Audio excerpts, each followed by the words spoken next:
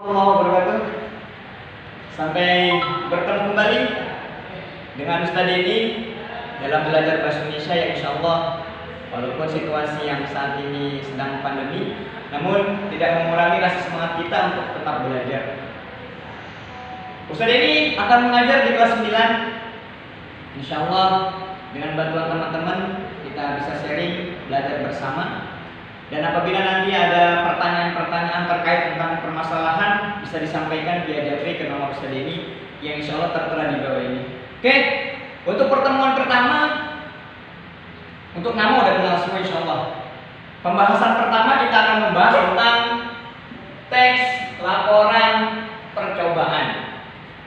Ada 3 kata yang harus kita garis bawahi. Yang pertama adalah tentang teks, yang kedua laporan, yang ketiga tentang percobaan. Kita akan kupas dulu tentang percobaan. Apakah yang dimaksud dengan percobaan? Percobaan itu bahasa lainnya adalah eksperimen. Eksperimen ini berfungsi untuk menguji atau membuktikan sesuatu teori. Jadi ketika kita membuat sebuah teori, itu harus bisa diuji dan bisa dibuktikan layak tidaknya teori yang kita buat. Paham ya? Jadi percobaan itu adalah bahasa lainnya dan eksperimen untuk menguji dan membuktikan. Yang selanjutnya laporan. Apa yang dimaksud dengan laporan?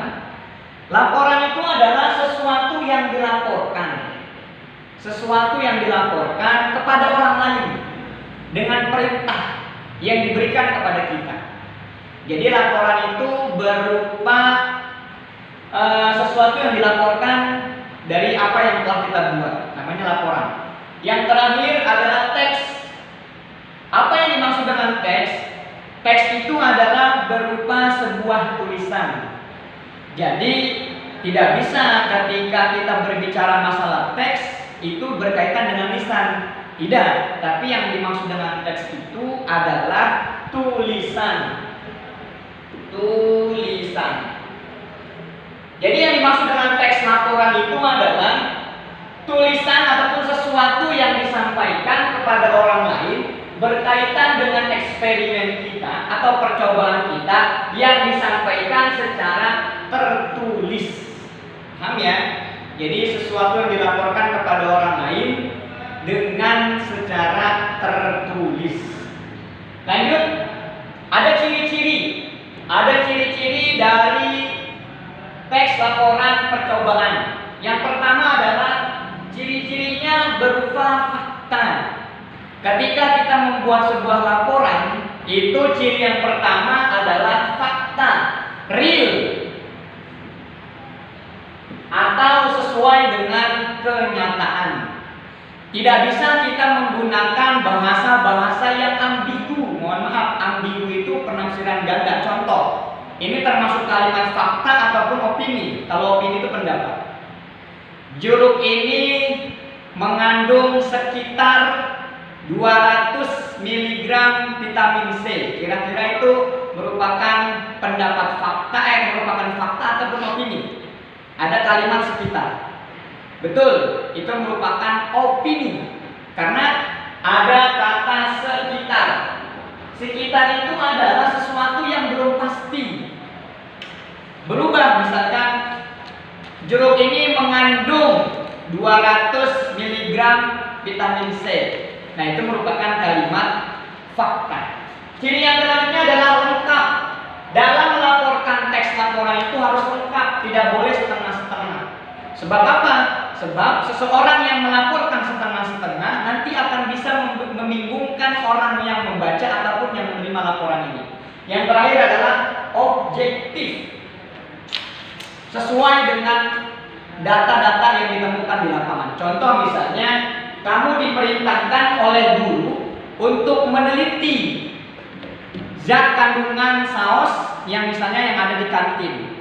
Misalnya kamu di situ sudah memberikan hipotesis. Hipotesis itu adalah dugaan, praduga, dugaan.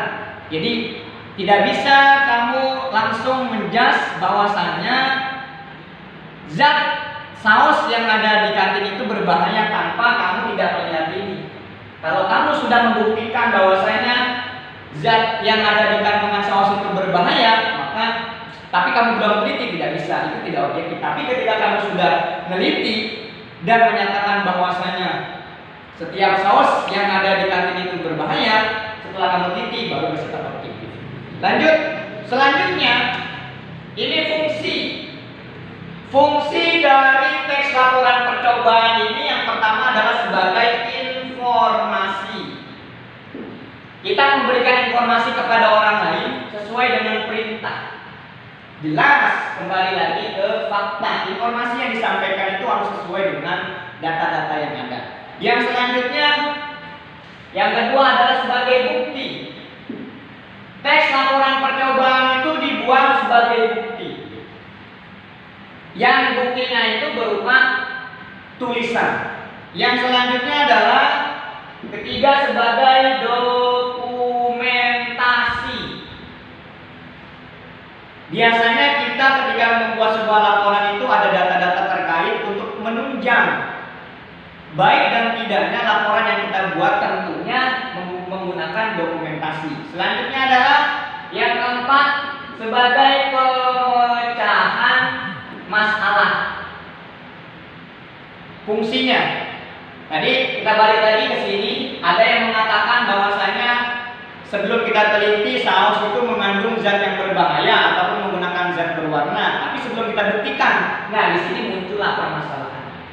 Setelah kita udah muncul sebuah permasalahan, maka lagi objektif atau tidak, baik atau tidak saus yang digunakan di kantin. Selanjutnya yang terakhir adalah yang kelima yang kita kalah penting sebagai pertanggungan jawaban. Segala sesuatu yang kita buat ini perlu dipertanggungjawabkan, baik secara teorinya ataupun sebagai substantif, sebagai keseluruhan yang merupakan pertanggungjawaban kepada kita. Apabila ketika kita membuat sebuah laporan itu tidak dapat dipertanggungjawabkan, tentunya laporan itu tidak layak publikasi. Jadi yang jelas, materi kita hari ini adalah tentang membahas bagaimana cara membuat teks laporan percobaan dengan baik dan dengan benar. Ini pertemuan pertama. Insya Allah nanti akan sering disambung di pertemuan berikutnya. Tetap semangat. Assalamualaikum warahmatullahi wabarakatuh.